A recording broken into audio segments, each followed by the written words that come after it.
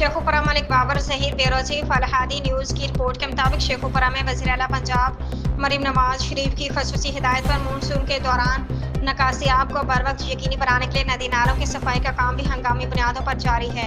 शेखुपुरा शहर से गुजरने वाले सेम नाले की अबतर सूरत हाल का नोटिस लेते हुए डिप्टी कमिश्नर शेखुपुरा शहद इमरान मार्थ ने गुज़श्ता रोज़ शेखुपुरा शहर में मुख्तलिफ मकामात पर सेम नाले का तफसीली विजिट किया और फौरी तौर पर रचना ड्रेनेज डिवीजन शेखुपुरा के हुक्काम को हिदायत की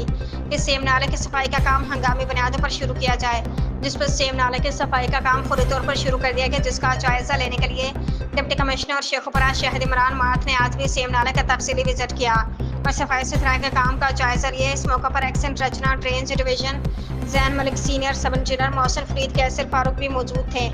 एक्सेंट जैन मलिक ने डिप्टी कमिश्नर को बताया कि सेम नाले की सफाई का काम जल्द से जल्द मुकम्मल कर लिया जाएगा।